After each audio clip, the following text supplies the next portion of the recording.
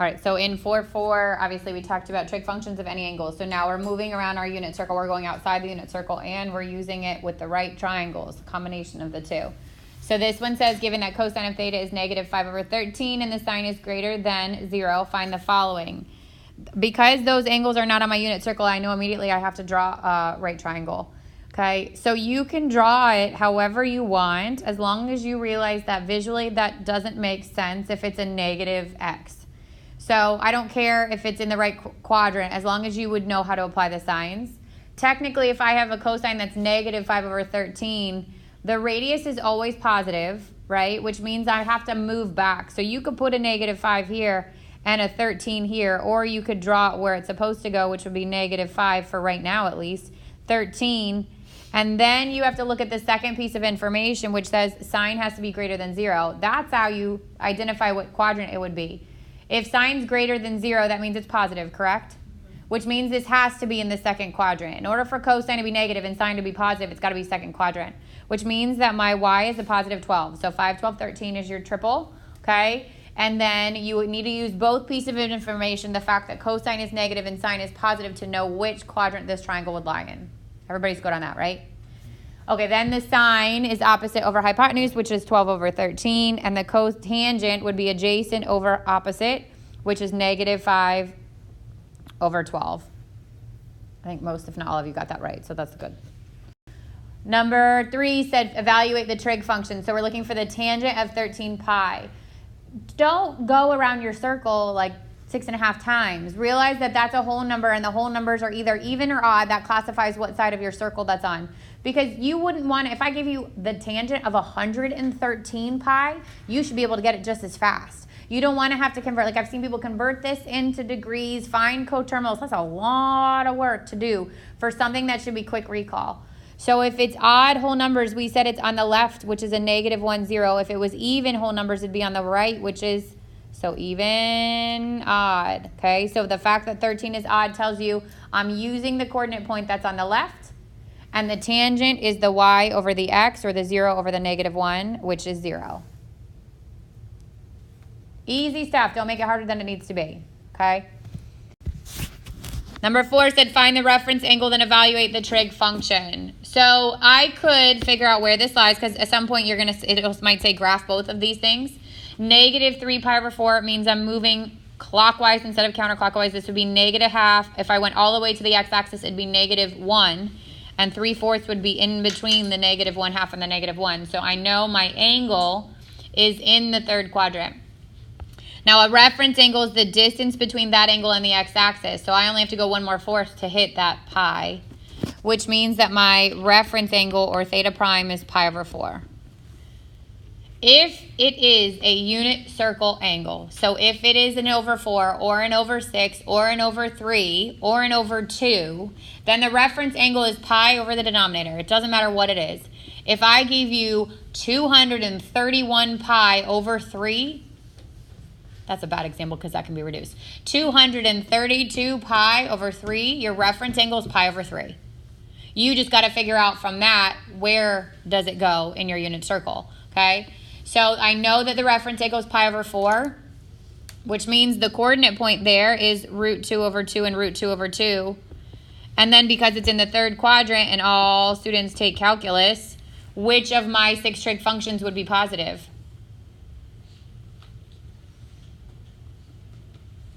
Third quadrant T means tangent and cotangent. Everything else is going to be negative because I'm going back and down in that third quadrant. So they're both negative. So secant is the reciprocal of cosine. I'm going to take 2 and √2 negative and flip it, rationalize it to √2/2, which is negative √2. Cindy. So you're finding the distance no matter where you are. So the first thing you do is figure out where that triangle, where that angle is, right? And then you're finding the distance between that angle and your x-axis. So if I'm here, okay, and it's a positive angle, it means it's bigger than 1. I usually do that minus pi. But because this is a negative angle, it's the reverse. So I'm going to do pi minus that angle. Pi minus, minus the positive version of that angle. So pi minus 3 pi over 4 is pi over 4. Does that make sense? Yeah. So you're always finding the distance between that angle and the x-axis. If it's positive, I just subtract pi from it. But if it's negative, that's where it changes because now it's a different direction. But the shortcut is every single of the unit circle angles. So every single, unless it can be reduced, every single over 3, every single over 4, every single over 6, and every single over 2, the reference angle is pi over that denominator. That's the shortcut. If it can, unless it can be reduced. Obviously, if it can be reduced, it's different. But every single one of those, the reference angles are the unit circle angles. It's when you change the denominator that you have to use the tricks moving around. So if it was something over 9 or something over 11 or something over 8 or something over, I don't know, 7, then I got to figure out where it might lie. Does that make sense? And use your tricks as you move around. But if I'm giving it to you without a calculator, it's a unit circle angle because those are the only ones you can figure out without a calculator. It becomes 1 3/4 pi. That's too big. It's got to be less than pi over 2. Right? You said if you do pi minus a negative 3 pi over 4. Wouldn't that be 7 pi? Right, which is 1 3. It's too big. It's got to be less than pi over 2. But then what would you do? So you're doing 3/4 pi subtracted from pi. Don't worry about the sign. Ignore the sign because it puts it in that quadrant, right? You're finding the distance from that to pi. So distance is subtraction. Take that 3/4 and subtract it from pi. Ignore the sign. Yep, ignore the sign. Oh. Okay, so find the reference angle, then evaluate the trig functions. So now that we know the shortcut, what's the reference angle for 13 pi over 6? Pi over 6. Now I got to use the 13 over 6 to figure out what quadrant this is in. So 13 over 6 is what in mixed number format? 2 and 1/6. Odd whole numbers go where? I mean even. Sorry, 2's even. Even whole numbers go to the right. And then I have to go 1/6 past that, which is less than a half. So I know I'm in the first quadrant. And in the first quadrant, what's positive? Everything, right? So the sign is going to be positive.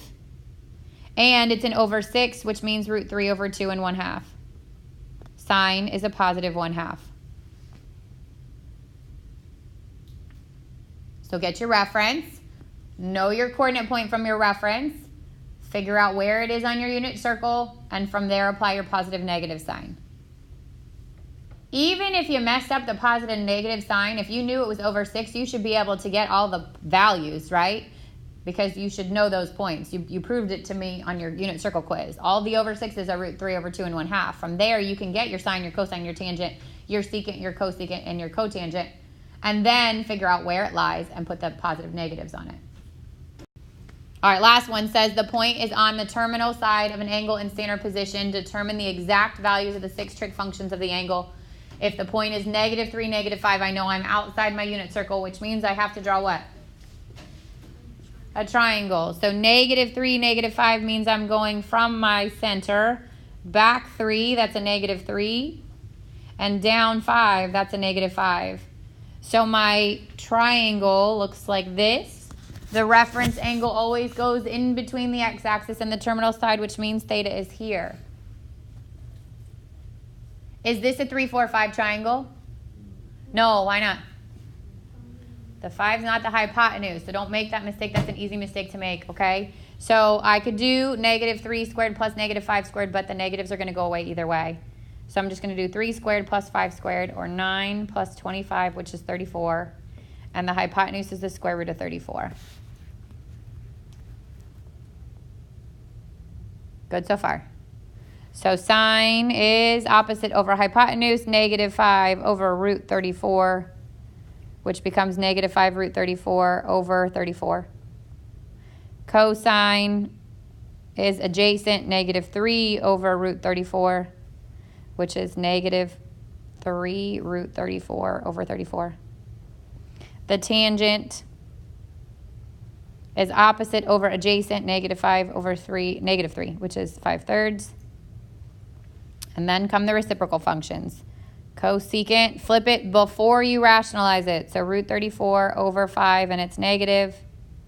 Secant root 34 over 3, and again it's negative, and cotangent positive 3 over 5.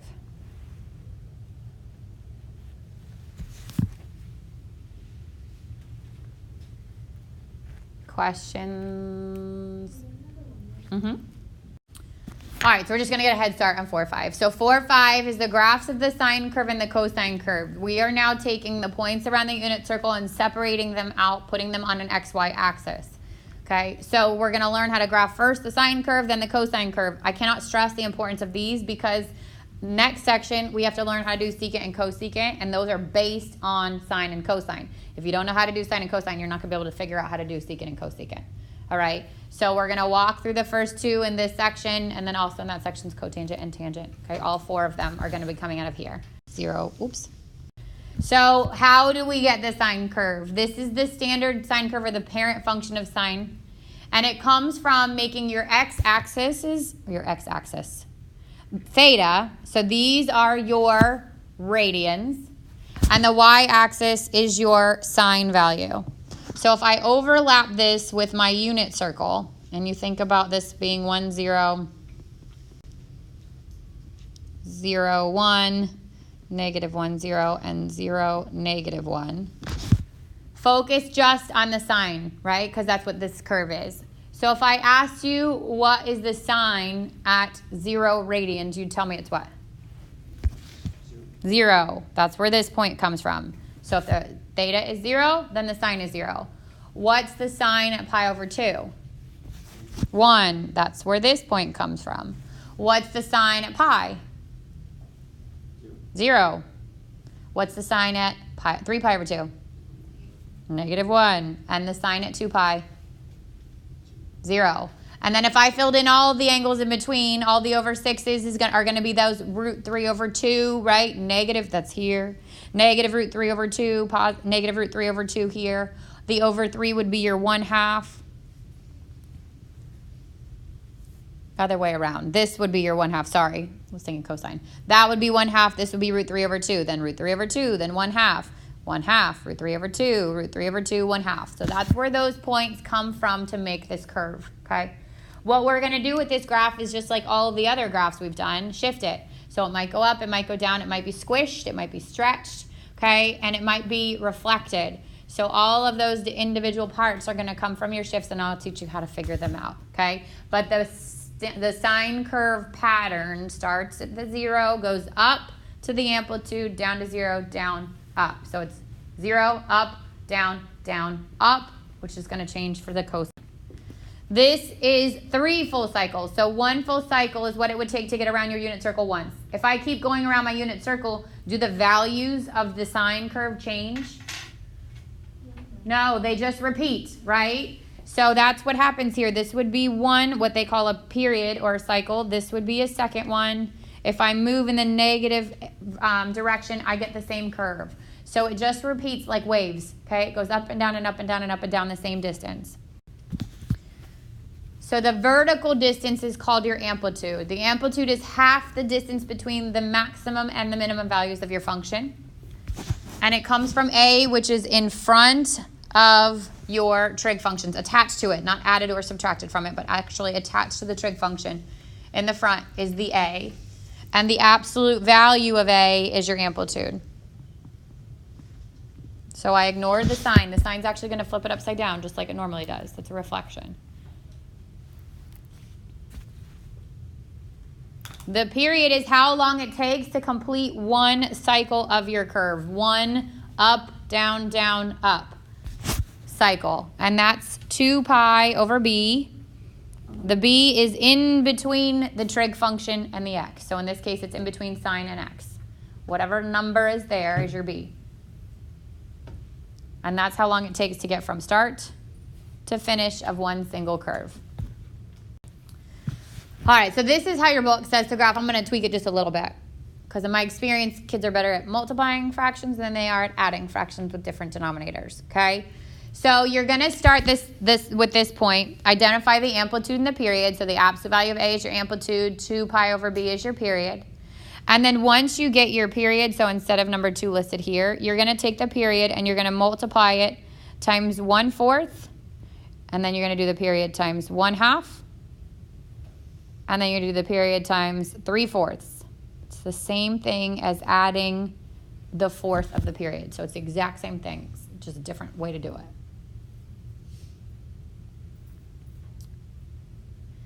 This is going to give you 3 of your key points, and you need 5. The first one is 0, unless there's a horizontal shift, which we'll talk about tomorrow. And the last one is your period. So whatever 2 pi is. If there's no vertical shift, these are your x-axis, your x-intercepts. You're going to plot them on your x-axis, and then you're going to plot your amplitude. And then if it's sine, you're starting at 0. You're going up to the amplitude, down to 0. Negative amplitude, back up to 0. And then number 5 says extend the graph in step 4 to the left or the right as desired. So if it said to graph 2 periods or 3 periods, you would just continue that pattern going left or going right. All right, baby steps. Y equals 2 sine x. So because we're starting sine, make sure that obviously this is sine. Eventually, you're going to get them all mixed in. It could say sine, it could say cosine, it could say secant, cosecant, tangent, cotangent. Make sure that's the first thing you identify. So obviously, this is the sine curve. Okay, then I go, what's A?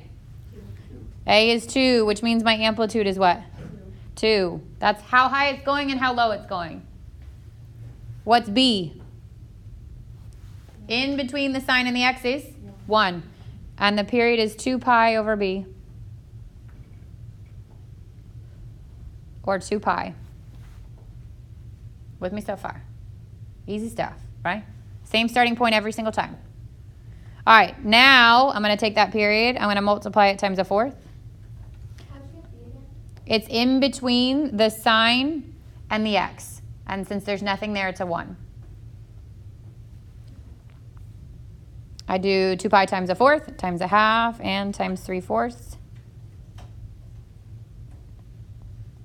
I'd get pi over 2. Pi. 3 pi over 2. These are your standard key points, and hopefully that makes sense because 2 pi is your standard cycle. Now I draw my axis.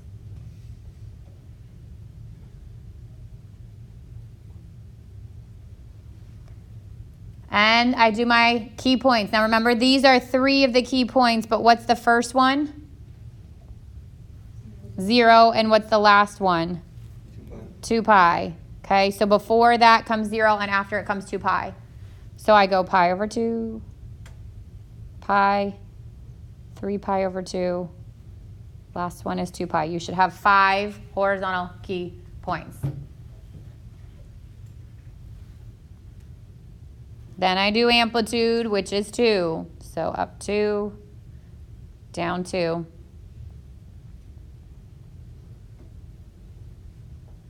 And then plot your curve. So sine starts at 0 at the first key point, goes up to 2 on the next key point, down to 0 on the next key point, down to -2 on the next key point, and then up to 0. And then connect your curve.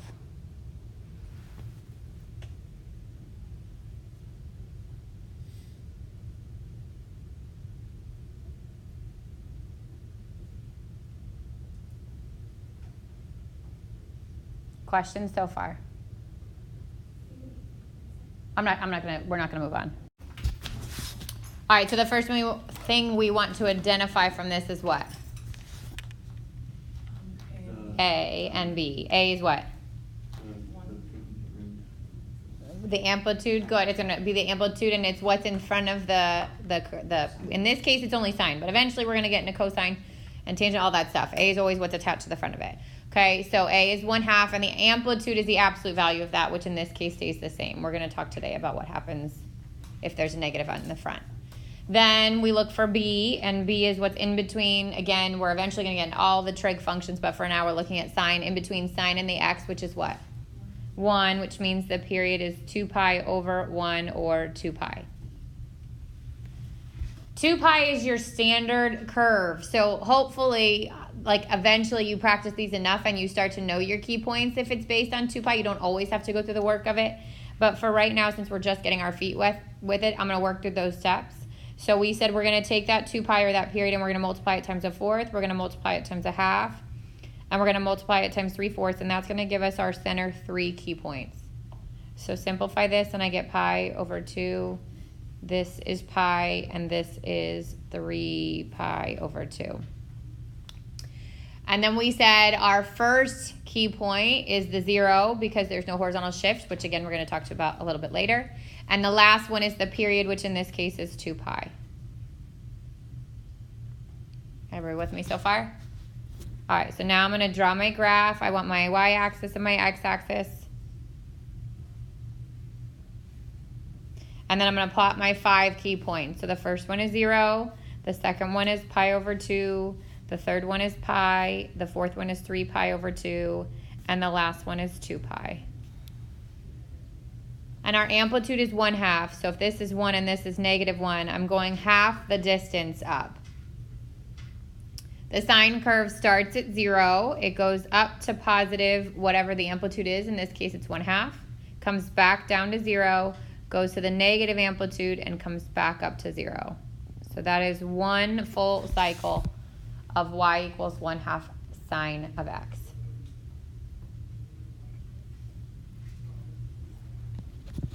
All right, let's talk about how to graph this on our graphing utility. So the first thing you have to pay attention to is now we're dealing with trig, which means your mode is important. What do we use for the thetas in a graph? Do we use degrees or do you use radians? Radians. So you want to make sure your calculator's in radians, otherwise it's going to be harder to read. When you first graph it, it'll be all stretched out and wonky. So you want to make sure that the mode is radians. That's where I would start. And then just go to your y equals.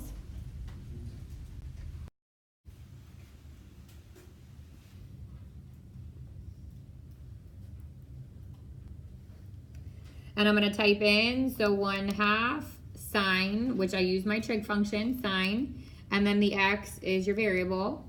Hit enter, and then graph it. So the original window, I adjusted my window. I'll show you what it would have looked like. Your original window is -10, 10, negative y, negative 10. So it will originally probably look like this, right? If you had your window set to -10 to +10 and so on, right? But think about how we could make this a little bit more accurate by zooming in. If you think about what we have on our graph, so our range for our y is on this graph -1 and a +1, so I can adjust my window range on the y. And then for my x, I'm going from 0 to 2 pi. So I can either go to those exact points, or I can go a little bit smaller, a little bit bigger. So when I go to my window, okay, and let's say I'm going to go from like -pi/2, so I see a little bit of what happens before, and I'm going to go to positive, even just 3 pi would give me a window, okay? So negative, I would type it in exactly that way. Negative, the pi symbol, which is above the little caret, pi divided by 2, could be my x min, and then I could do 3 pi as my x max. And then my y min, I only need to go from like -1 to 1. And then click on graph.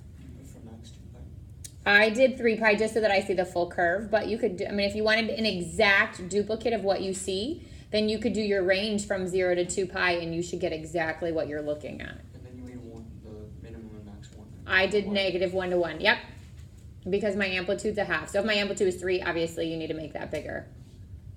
And you should get your curve. So it's not, obviously it's not going to show you the coordinate points on the x-axis in terms of pi. If you hit your table, it's going to give it to you in decimals. But just think about, like if I go back to my window now, it's converted those pi's into the 3.14s. So it did 3 times 3.14, which is where that 9.4 comes from. But you don't have to figure that out. You can actually type pi in your window and it will do the work for you.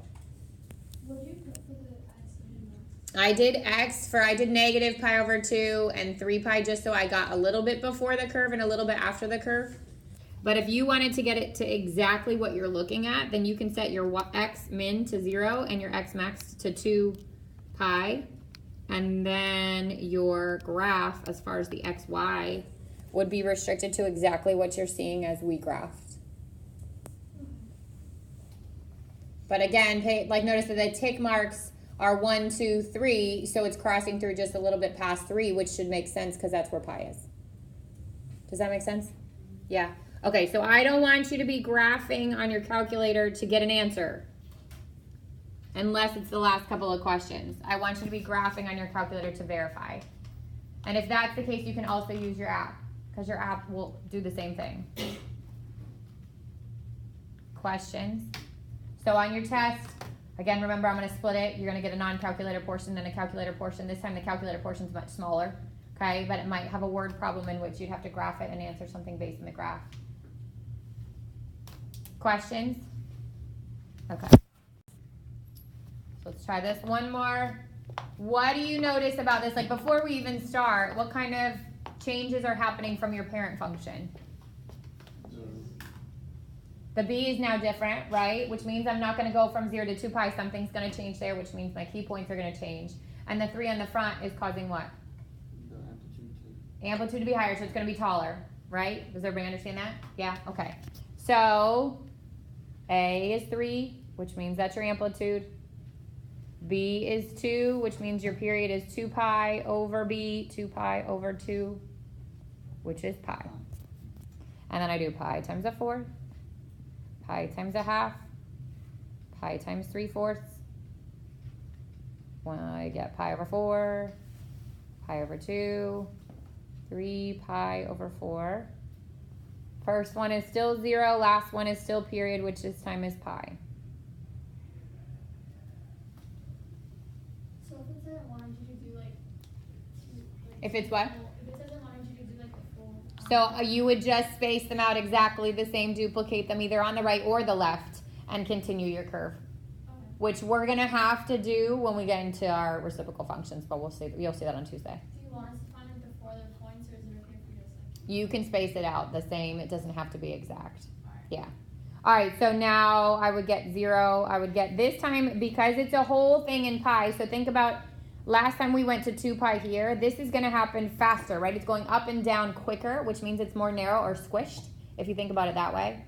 I'm going to show you what that would look like in comparison to it, but if you just have a blank space and you wanted to make this pi and technically your xy looks the same, that's fine. I'm just going to put it on the actual 2 pi so you can see the difference. So it'd be 0, it'd be pi over 4, it'd be pi over 2, 3 pi over 4, and the last point on the x-axis is going to be pi. And then your amplitude is 3. So 1, 2, 3, and 1, 2, negative 3. Yes. It's kind of like increments of 25.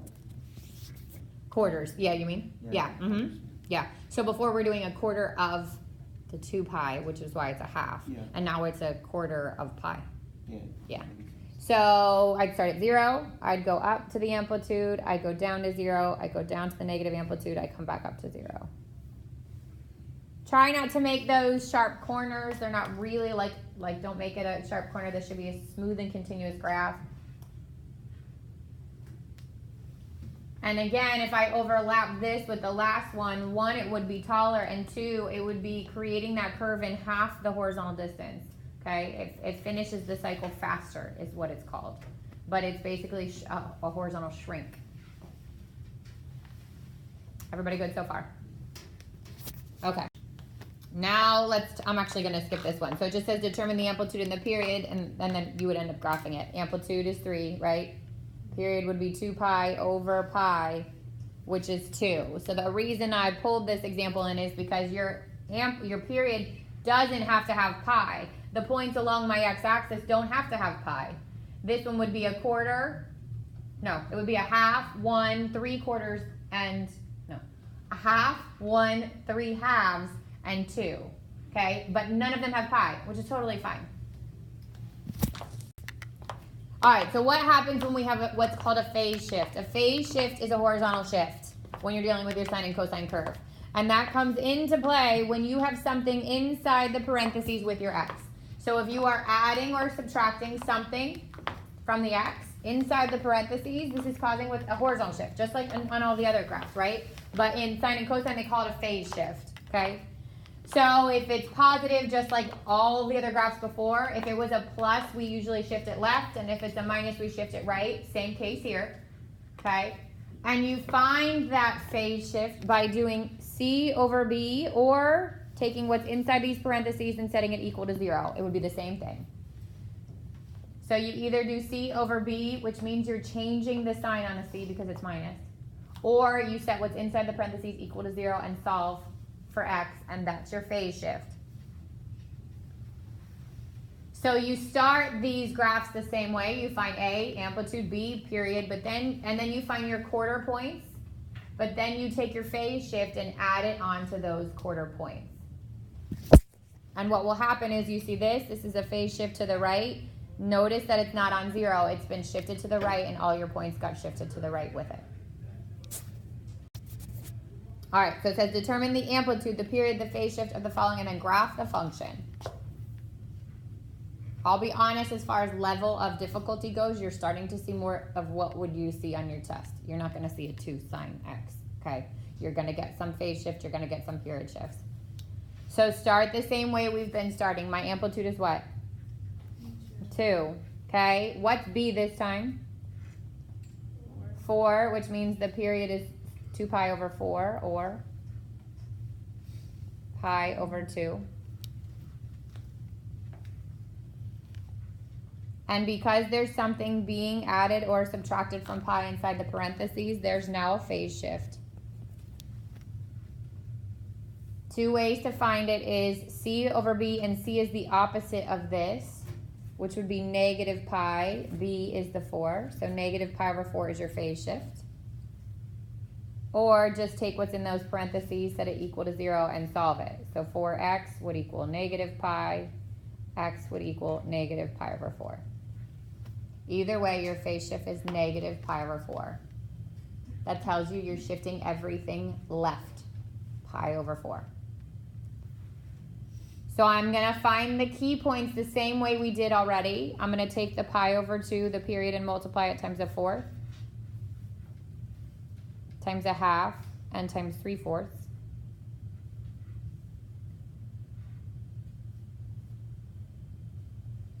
So this is pi over 8, pi over 4, 3 pi over 8.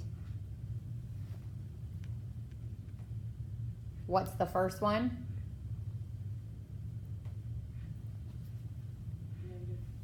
It's going to be negative pi over 4, but before we shifted it's 0, and the last one is pi over 2, the period. Now I've got all my original key points, right? And now I got to take into account the phase shift.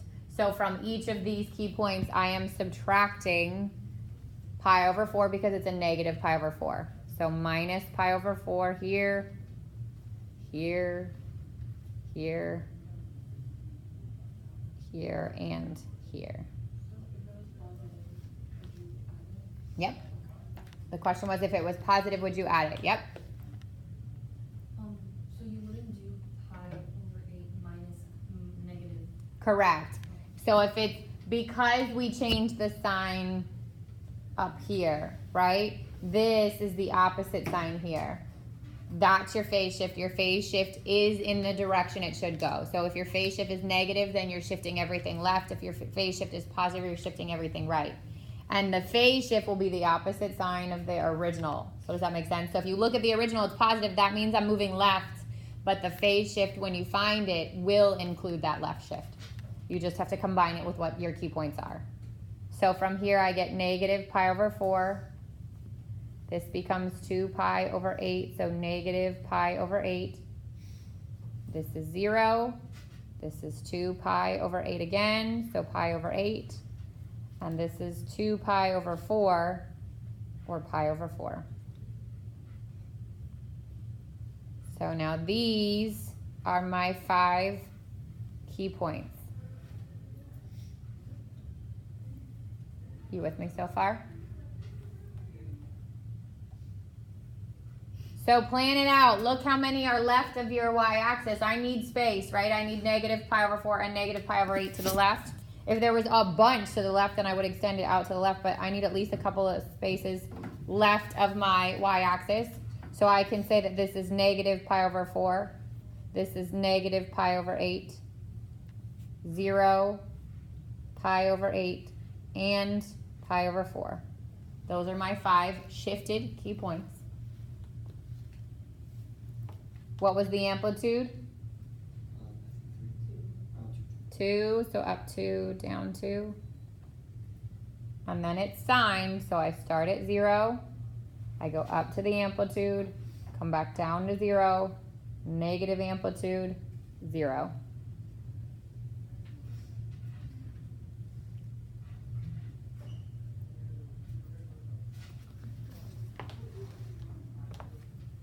So problems with a phase shift start the same. You do the same 3 initial steps. Identify A, and then identify which is the, and then absolute value of that, the amplitude. B, the period. C is your phase. C over B is your phase shift. Find your key points and then shift your key points by adding the phase shift. So the first point would always start where the phase shift is? Correct. Yep. The question was the first point starts, the first key point, that's what you mean, right? Is the phase shift, and yes. Whether it's to the right or to the left, the first one would be at that point.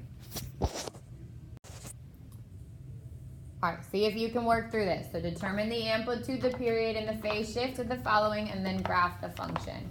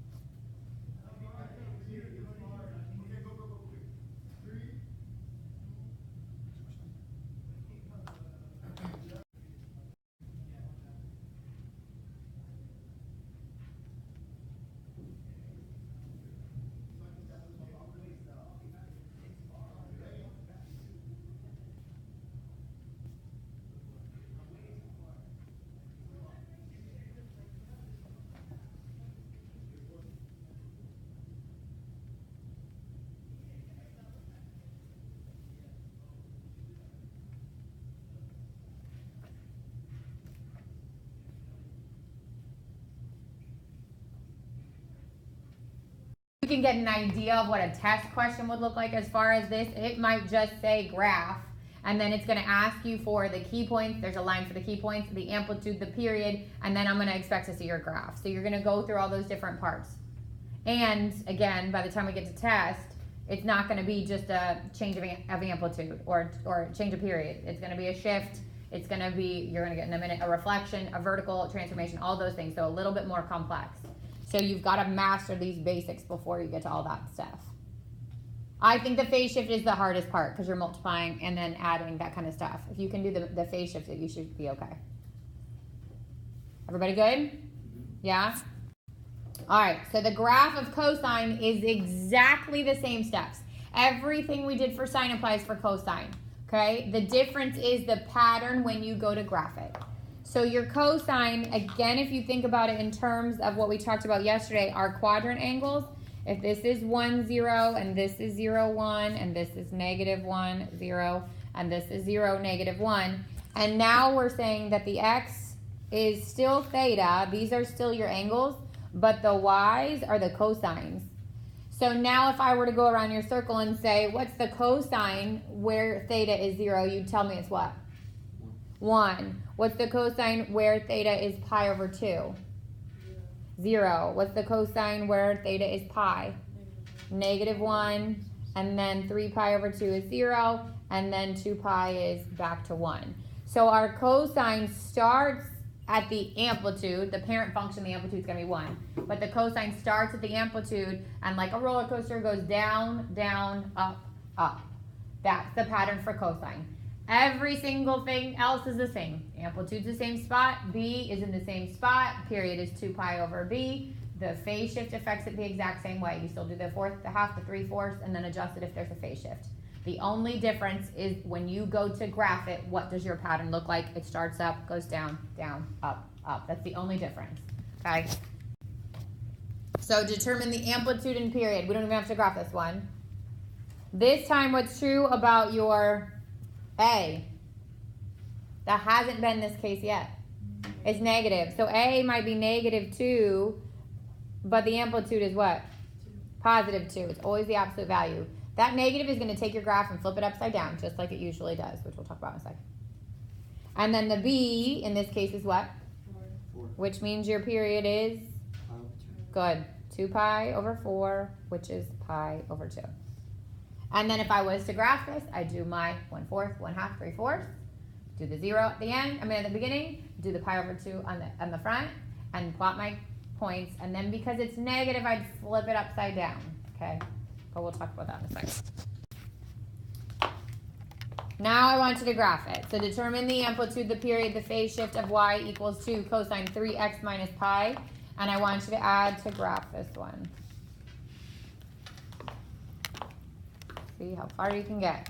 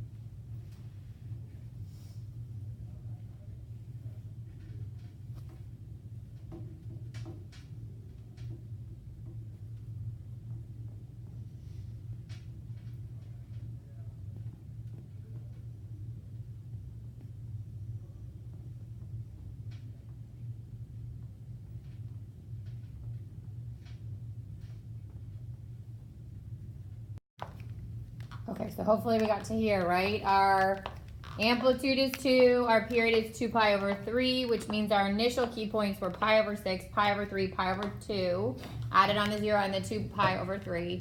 And then you found the phase shift to be positive pi over 3. Everybody good to that point? Good. And then we add on the pi over 3. So our first key point is pi over 3. Pi over 2 is next. 2 pi over 3, 5 pi over 6, and pi was the last one. Our amplitude is 2. So I'm here. And this is cosine, which means I start at the amplitude. I plot a point all the way up there at 2. Then I go down to 0. I go down to -2, back up to 0, and back up to +2. Make sure your shape takes on that curve, because if I was to add onto it, you want it to be a curve, you don't want it to be a straight line, okay? We good? Yeah? All right, so now let's talk about what happens with a reflection. If I had put a negative on the front of that 2, it wouldn't change anything until I went to graph it. So if I put a negative, I would make the absolute value still 2. I would still work through all of the points the same. But if I take and flip this function upside down, then if that was a negative, instead of starting at the positive amplitude, I start at the negative amplitude. Think of and literally flipping it upside down. So if it was negative, I would start down here, go up to 0, up to +2, down to 0, and down to -2. So again, it was not like that. I want to stress that that wasn't the original question. The original question said +2, but if it had said -2, it would flip it upside down. Same goes for our sine curve. So if your original sine curve said y equals, let's just say it was sine of x, and I had plotted my key points and I had drawn my curve. If it was a negative on the front, it still starts at 0, but instead of going up, your graph goes down. So a negative sign would start here, go down, up, up, down. It flips it upside down.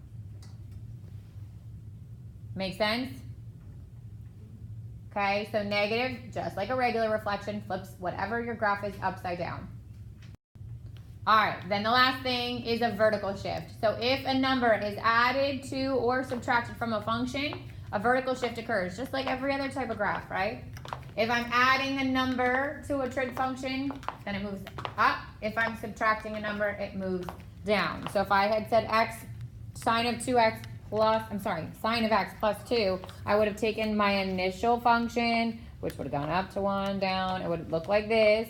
And I take every single point and shift it up 1, 2, 1, 2, 1, 2, 1, 2, 1, 2. And my curve looks like this. So when I do a vertical shift, I don't move it until at the end. I plot all my points, I find my phase shift, I graph my function, and then I shift everything either up or down, depending on what you're doing. So if I was graphing y equals cosine of -x, cosine started at 1, came down to 0, down to -1, up. This curve would get shifted down 3 places. So 1, 2, 3, 1, 2, 3, 1, 2, 3, 1, 2, 3, and 1, 2, 3, and my curve would look like that. Questions? Okay. So put that all together. Determine the amplitude in the period of -2 cosine 4x plus 1, and graph this.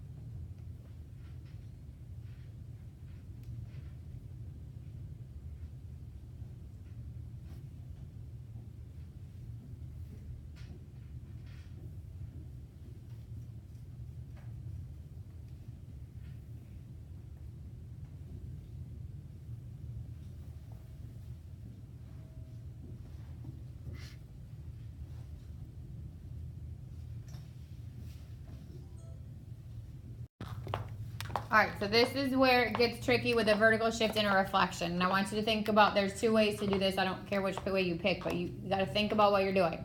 For me, I plot it first with the reflection and then I shift it.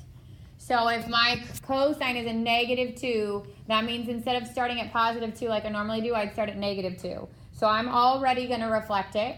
I would start at -2, come up to 0, go up to 2, down to 0, and down to -2.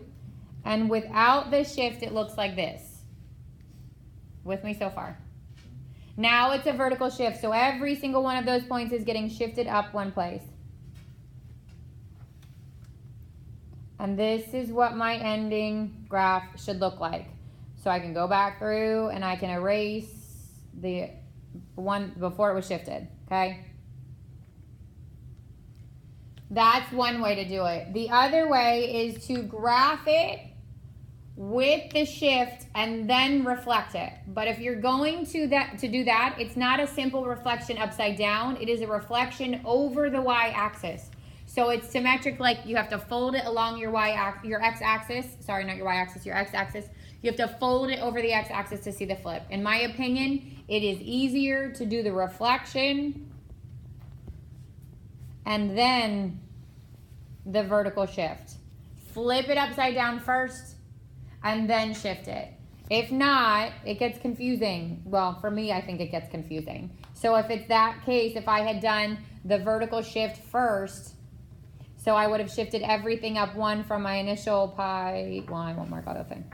It would have been 0, okay? I would have said, okay, instead of going to -2, or instead of going to -2, I was at -1. No, I'm saying if I'm doing the reverse, vertical shift and then the reflection. So you would have been at +3, 1, -1, 1. You would have been here. And then you would have to flip it. And it's not a direct upside down. It is as though you're flipping it over the y-axis. So you'd have to kind of find your center line and flip it upside down. And that's where you get your actual curve. So that's if you do the vertical shift first and then the reflection. My recommendation is do the reflection first and then the vertical shift. Does that make sense? Yeah, okay. All right, I'm not going to work, I just want to identify the pieces here. So determine the amplitude, the period, and the phase shift. By looking at this graph, 1, you know it's cosine, because now, again, we're going to get them mixed in, so we know the pattern. 2, if the amplitude is 2, what is that telling you? What's the amplitude do to my graph? Makes it taller, right, or stretches it vertical? Does that make sense? Yeah? What's the 3 inside the graph doing, or inside the parentheses? It's going to affect your period, right? It's going to squish it horizontally. And the -1 is going to do what? Shift it down 1 vertically, okay? So I'm not saying to take your graph and shift it like we do transformations, but I'm saying once you plot your graph, make sure it makes sense based on what your initial things are. Yours doesn't have the function. You're riding a Ferris wheel, your height h in feet above the ground at any time t in seconds can be modeled by h equals 25 sine pi over 15 times t minus 75 plus 30. The Ferris wheel turns for 135 seconds before it stops to let the first passenger off. A, use a graphing utility to verify the graph, or to graph the model, sorry. And B, what are the minimum and maximum heights above the ground? So the first thing you're gonna do is graph that. So I'm gonna go to my graphing calculator.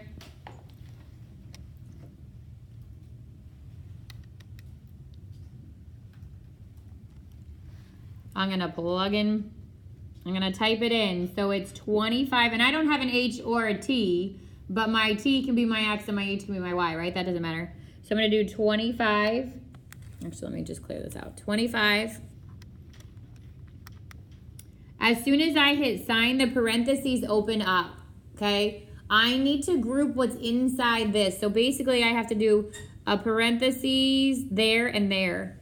So it's parentheses pi divided by 15, parentheses x minus 75, close the parentheses, and then close them again, plus 30.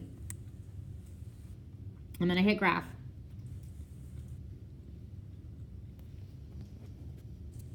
And I don't think it's going to show up because it's thinking. But mine is so zoomed in that it's not going to show up. Wait for it. There, stop thinking.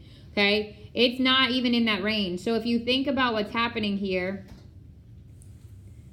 use what you know about this function to figure out your zoom, right?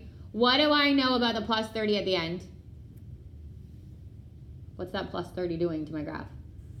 It's a vertical shift up 30. If it's got an amplitude of 25, what's my highest point going to be? 55. The 20 of the amplitude plus the 30. Does that make sense? So I can change my window. Y. Oh, sorry. Not Y. Window. I can change my Y to be 55. My max, maybe my min is 0 because it's not going below the ground. My max is 55, and I can graph it, and I can see what happens.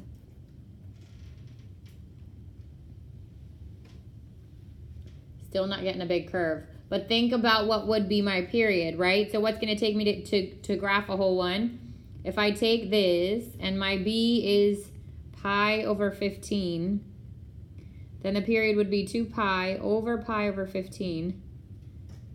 15 over pi, which is 30. So it's going to take me 30 tick marks left to right to complete a whole thing. So now I'm going to go back into my window and make my x min 0 and my x max 30, and now graph it.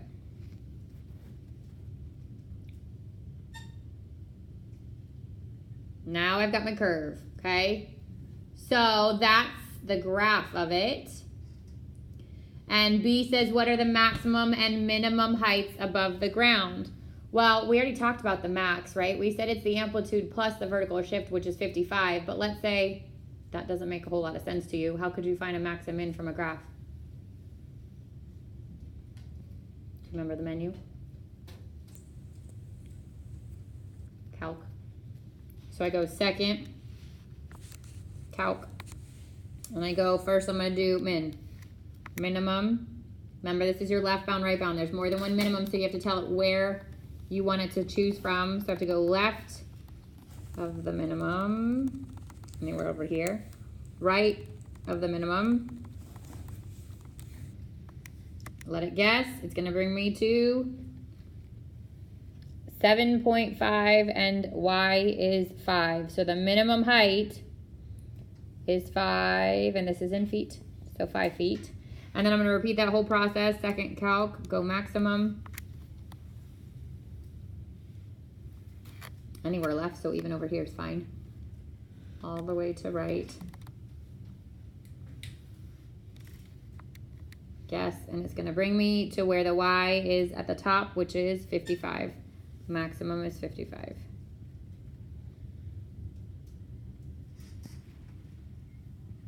So something like that you could have actually figured out without your calculator, because you'd be looking for the max value, which is going to be your amplitude plus the vertical shift, and then your min value, which is going to be your amplitude minus the vertical shift. Because if I was going down 25 and now I'm shifting up 30, that's going to be the difference, which is 5. So expect to see a word problem that would require you to graph and then answer something. It could be, where does it intercept? Okay, where would it hit the ground? That kind of stuff. Or what are the max and the mins? The same things we used to do with the parabolas. Just make sure you'd be able to do them from these kind of functions. Questions on anything 4-5 related? On the directions this time, I gave it to you as a PDF, and on the directions I said, I need to see your key points, I need to see your graphs with your key points, and draw your curve. If you just give me a curve with no work, expect no credit on it, okay? It's so important that you're learning how to do these things by hand. So that's why I switched it to a PDF, and then I'll go over the answers on Tuesday because you won't have them like you do. I can create an assignment on a WebAssign just so you have the extra practice problems if you want them, but it's multiple choice, and I know you guys, like if I give you something that's multiple choice, you're going to just find your circle, and then you're not going to learn how to graph it by hand. So not all of you. Some of you are fantastic. None of you guys. You're all hardworking people. You would totally do what you need to do, but my other classes would do that.